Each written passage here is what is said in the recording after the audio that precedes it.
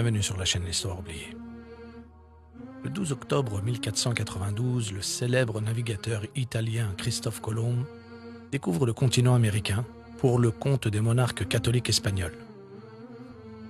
Mais les manuels d'histoire ont oublié d'inscrire le nom d'un homme qui, 180 ans plus tôt, avait déjà foulé le sol d'Amérique. Je vous présente l'empereur et le grand explorateur Mansa Abubakar II. Nous ne connaissons rien sur sa date de naissance ni sur sa jeunesse, seulement qu'il héritera du trône après la mort de son oncle d'un empire débutant du Mali, avec une bonne partie du désert du Sahara jusqu'aux grandes forêts de la côte ouest africaine, faisant dès lors de son royaume le plus riche et le plus vaste de la planète de tous les temps.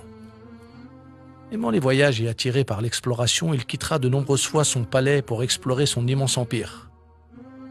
Abubakar se mit une idée derrière la tête en voyant l'océan Atlantique et se persuadera qu'il sera possible d'atteindre l'extrémité de l'océan.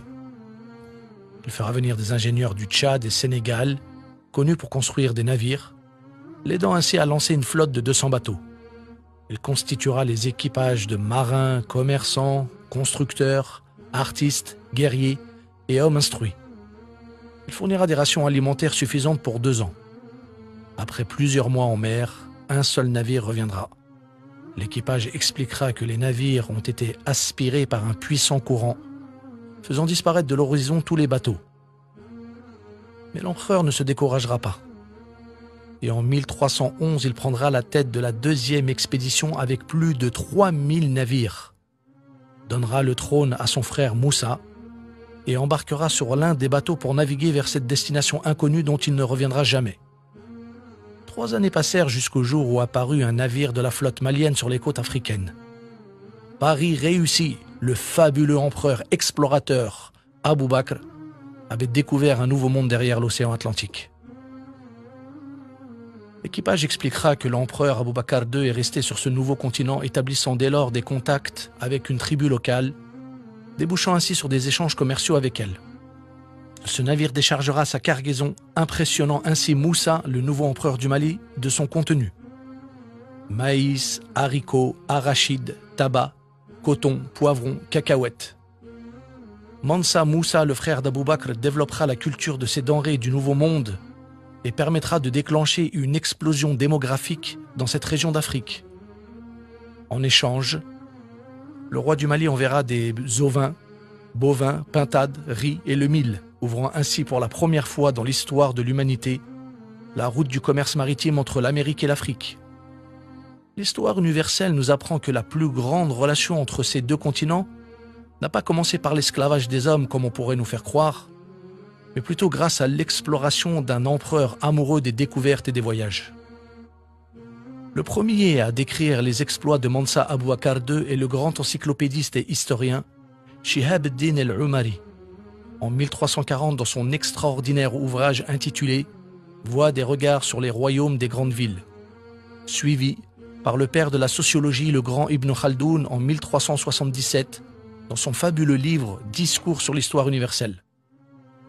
En 1494, l'historien italien Pierre Martyr d'Anghiera, dans son livre nommé « Le Nouveau Monde », et en 1554, l'historien espagnol Francisco López de Gomara, dans son livre appelé « L'histoire générale des Indes », écriront que Christophe Colomb avait déclaré avoir trouvé des commerçants africains déjà présents sur le sol américain.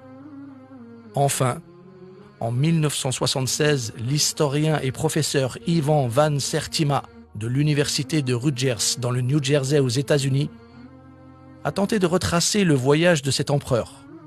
Des analyses chimiques des pointes d'or découvertes par Christophe Colomb sur des lances en Amérique montrent que l'or provenait d'Afrique de l'Ouest.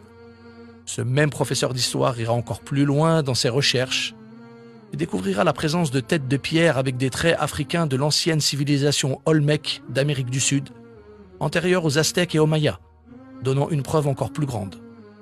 Mansa Abubakar quitta ce monde en laissant derrière lui un trésor pour l'humanité, devenant ainsi celui qui a ouvert les portes de la mondialisation amorcée par l'expansion des conquêtes et l'essor des sciences.